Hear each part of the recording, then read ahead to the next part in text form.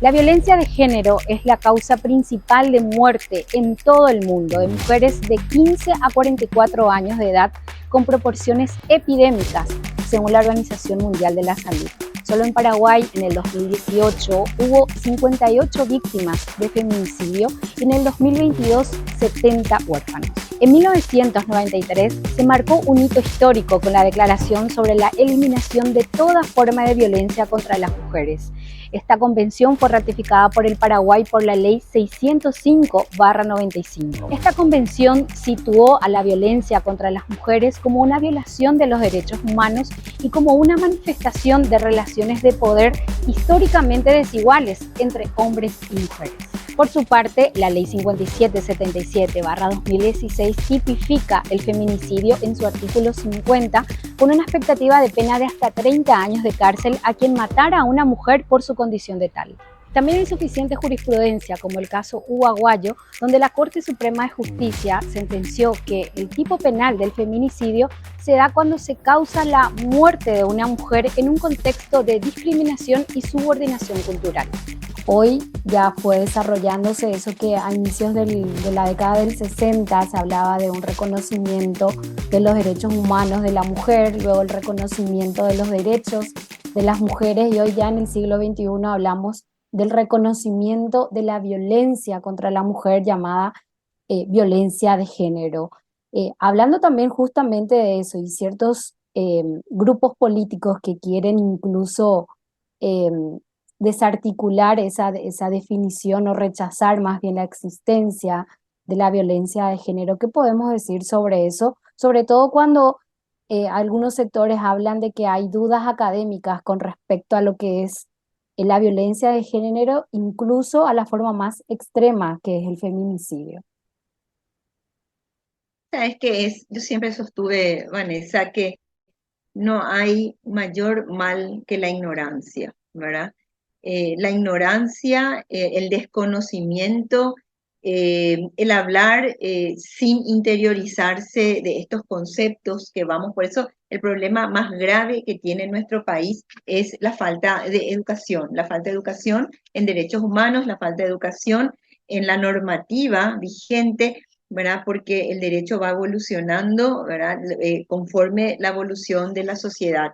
Este principio de igualdad es un principio universal y el reconocimiento de los hombres y mujeres con el concepto de persona. Y es sobre esa base de que somos personas, ¿verdad? Somos sujetos de derechos y así también de obligaciones. Y con respecto a lo que me mencionas, bueno, si hay comentarios que pueden ser académicos, ¿verdad?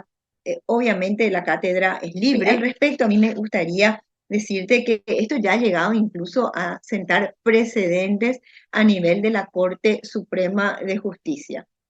Podemos tomar como un ejemplo por qué hoy tenemos un tipo penal de feminicidio y no se considera más el tipo penal establecido en el artículo 105 cuando hablamos de la muerte de una mujer como un agravante, ¿verdad? Del En el homicidio. homicidio, ¿verdad? Sino hoy hablamos ya de feminicidio dentro de ciertos presupuestos muy distintos de los establecidos en el artículo 105. Y me gustaría mencionarte, por ejemplo, que en el artículo 105 de nuestro Código Penal, que establece el homicidio doloso, habla de que el que matara a otro será castigado con una pena privativa de libertad de hasta 30 años, ¿verdad?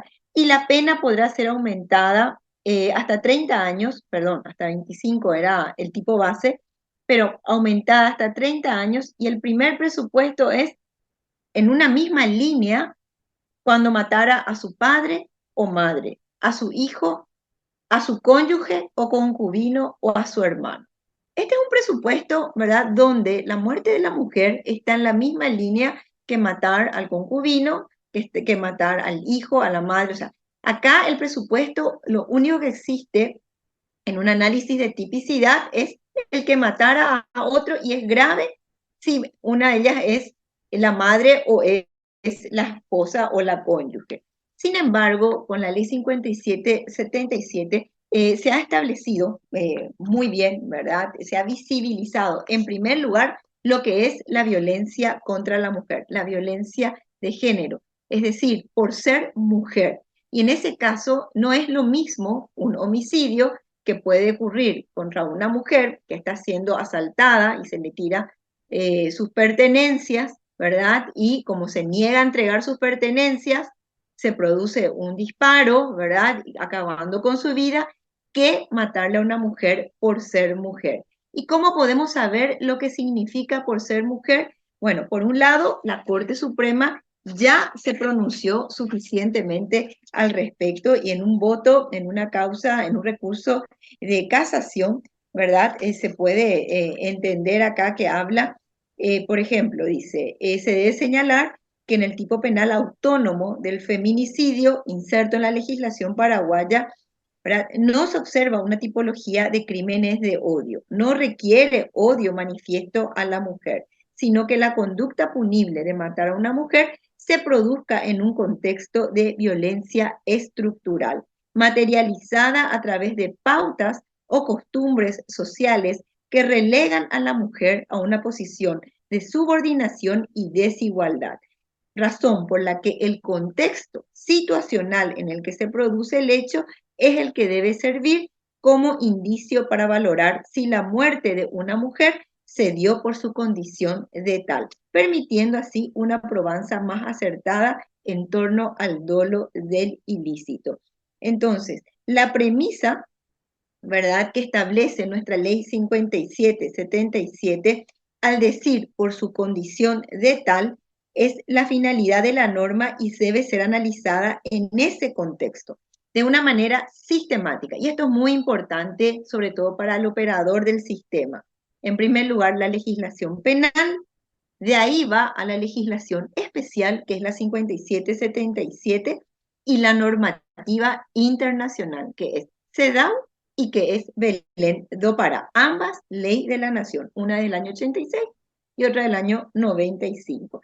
Siendo esto reconocido justamente por Belén do Pará y el comité CEDAW, ¿verdad? Y la recomendación general 35, así como las 100 reglas de Brasilia de acceso a la justicia, considerando vulnerable a la mujer por razones de género.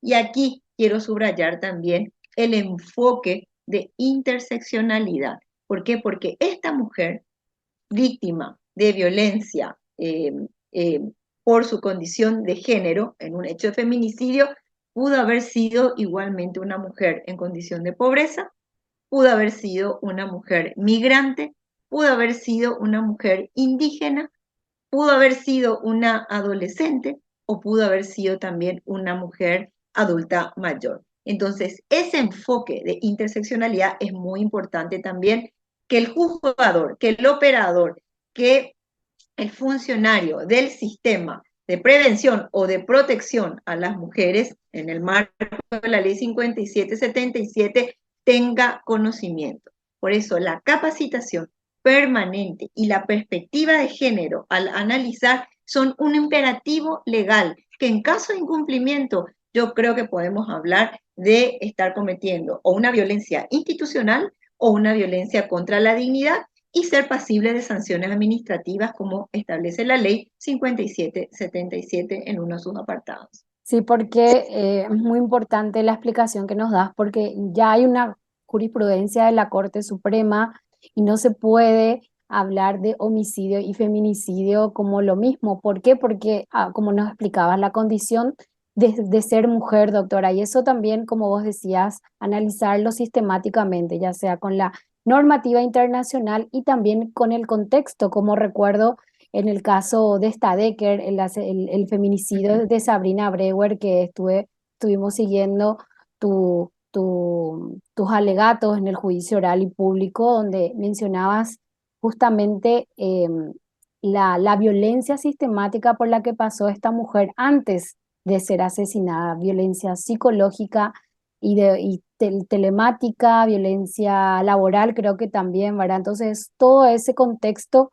es importante, fundamental sobre todo, ¿verdad? Analizarlo para definir lo que es el feminicidio. Y de alguna manera también, Vanessa, el caso de Sabrina Breuer es un caso muy emblemático ¿verdad? Porque recibió también una violencia institucional, porque tuvieron que pasar 5 años para que pueda ser debatido en juicio oral y público. Y durante esos 5 años, ¿verdad?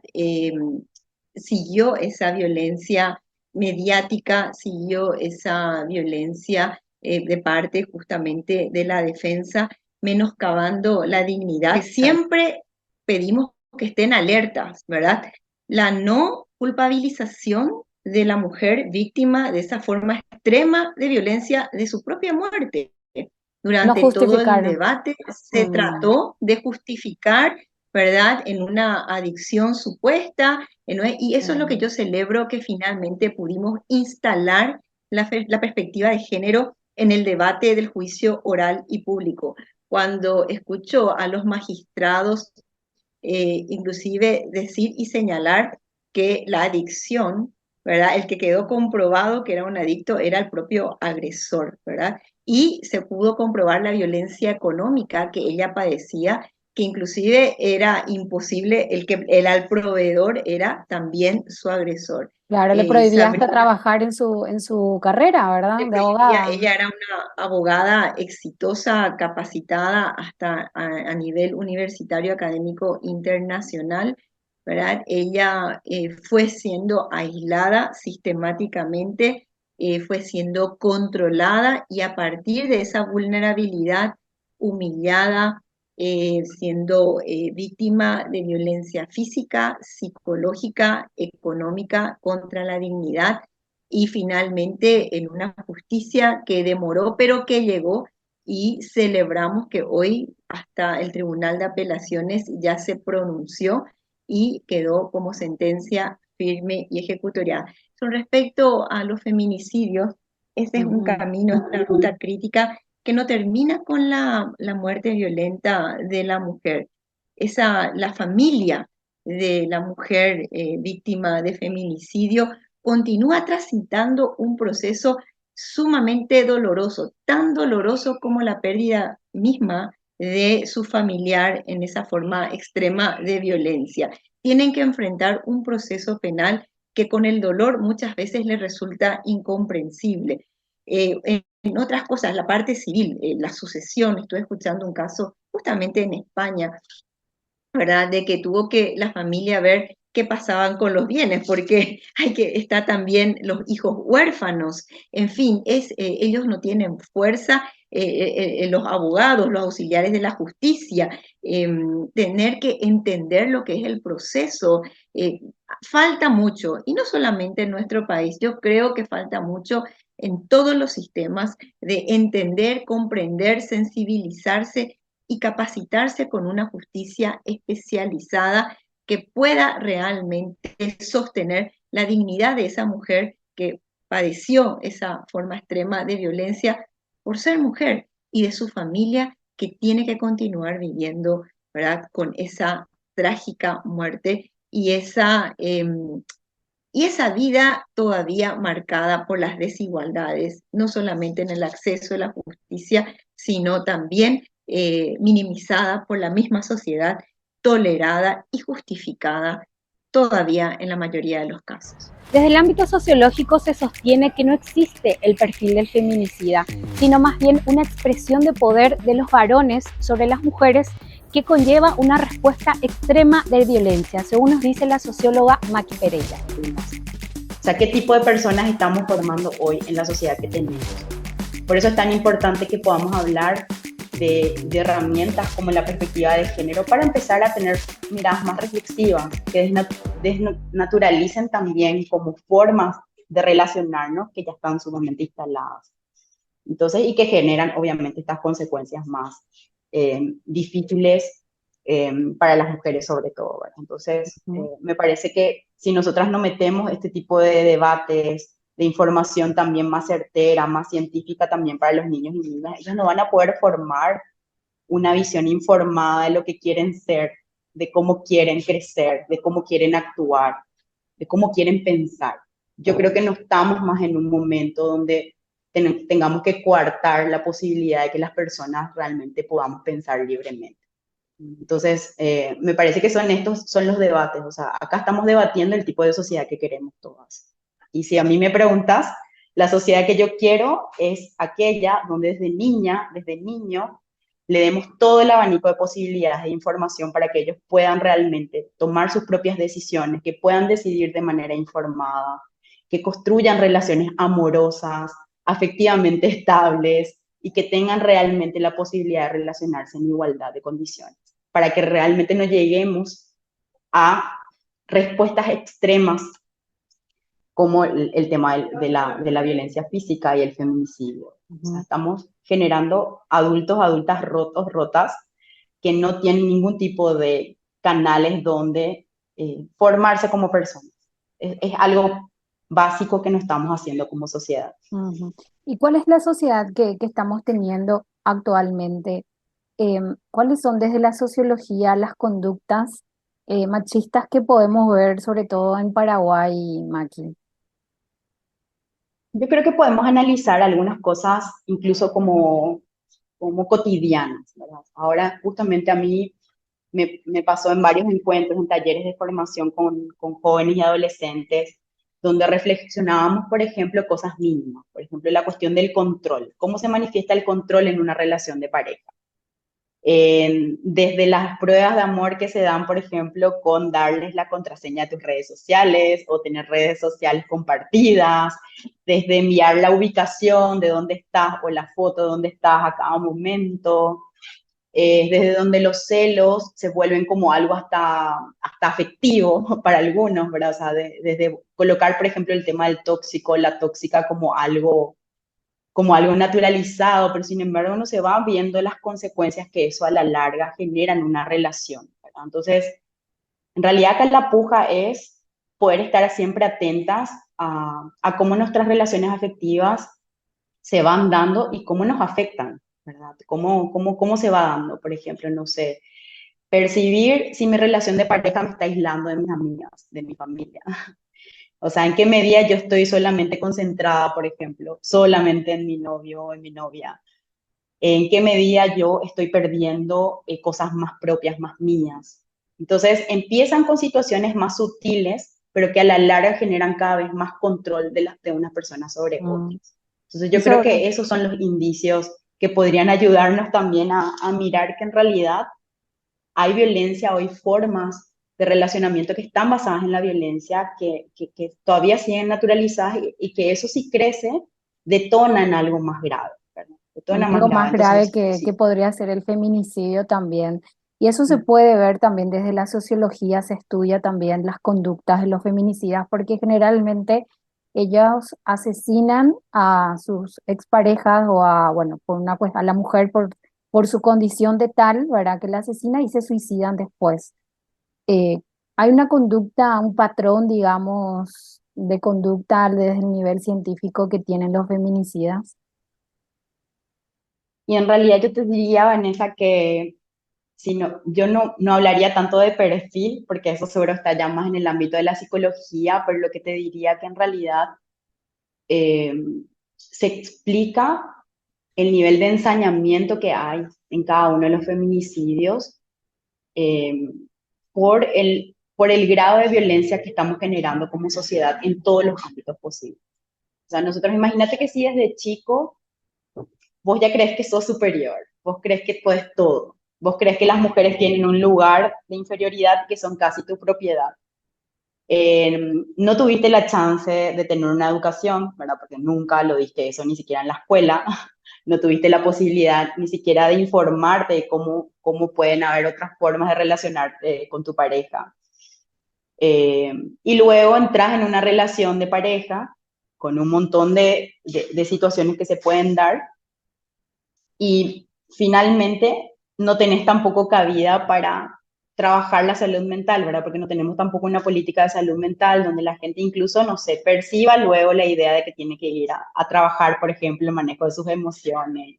O sea, cosas como básicas que uno sabe que casi como ir a hacerte un chequeo médico clínico, todos deberíamos hacer terapia alguna vez en la vida, ¿verdad? Entonces, hay como una serie de factores sociales que por supuesto que generan como el caldo de cultivo para que cualquier persona llegue a un extremo de violencia, ¿verdad? Por eso vemos que también, no es que tenemos como en las películas, como nos muestran el perfil del feminicida, o sea, al final puede ser el compañero de trabajo que está al lado, Puede ser puede ser el cualquiera. vendedor, puede ser cualquiera, o sea, no hay como Cuando una ven, monstruosidad.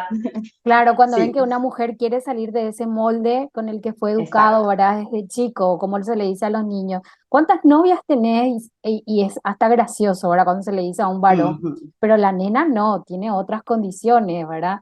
Tiene que dedicarse más a la casa, a la peluquería, al cuidado de las uñas, todos esos patrones que vemos, ¿verdad? Esos estereotipos. Y cuando Ujú. la mujer quiere salir del molde y quiere separarse de su pareja, justamente por esos indicios que ve, no ve otra salida que la violencia con la que fue inculcado siempre, ¿verdad? Pero así mismo, por ejemplo, Vanessa, para dar un ejemplo, o sea, también estamos en un momento de mucha precarización de nuestra vida en general. O sea, imagínate las condiciones de precarización de nuestra vida. Hay muchísimos factores sociales que hacen que hoy estemos desbordados y desbordadas en general. Entonces, imagínate que un elemento fundamental para los varones, que fue como el patrón que se le estableció también en términos de conducta, que ellos tenían que ser los proveedores siempre, se les complicó esa parte cuando empezamos nosotras a ocupar otros espacios, cuando tenemos nuestros propios recursos, el enojo que les genera que ganemos más, porque el dinero también siempre genera poder. Entonces, como es todo un entramado de relaciones de poder también que se están trastocando hoy, así como decís, y que sobre eso no estamos discutiendo y no tenemos muchas herramientas para responder también a esos cambios que estamos teniendo. Y en medio de esa situación de precarización de nuestra vida, nosotros no tenemos muchos espacios donde generar como opciones de mayor contención también, ¿verdad? Entonces, las relaciones de pareja hoy reflejan el modelo de nuestra sociedad en ese sentido, donde la respuesta todavía sigue siendo la violencia y donde realmente no tenemos ni siquiera la posibilidad de tener herramientas un poco más reflexivas sobre lo que hacemos, sobre lo que pensamos con el otro al mismo tiempo, ¿verdad? Entonces, me parece que son cuestiones que son básicas y las deberíamos tener desde pequeños y desde pequeñas, incluso hoy desde adultos y desde adultas. Deberíamos tener más espacios donde podamos formarnos, donde podamos hablar de lo que nos pasa y donde realmente podamos también tener como mayores redes de información y de contención también sobre este tipo de explosiones que vamos teniendo también cuando la norma, así como decís, no se cumple. O sea, porque estamos otra vez viviendo un momento donde nos quieren volver a disciplinar como mujeres. Nos quieren volver a llevar a la cocina, nos quieren volver a llevar a ese lugar de subordinación, de disciplinamiento, y es lo que no queremos permitir más, porque las niñas cambiaron, nosotras cambiamos, ya no quisimos reproducir esos de generación en generación. Y esto siempre va a generar tensión en una sociedad que no quiere que cambiemos, porque siempre también fue conveniente el lugar donde estuvimos, ¿verdad? Porque hasta hoy también somos sostenedoras de todo el trabajo de cuidado que todavía sigue siendo exclusiva para nosotras. Entonces, dentro de esa tensión, la respuesta es la violencia hacia nosotras en todos los ámbitos y la discriminación, como vos estabas diciendo. Entonces, sobre ese tipo de cosas necesitamos debatir lo más posible, ¿verdad?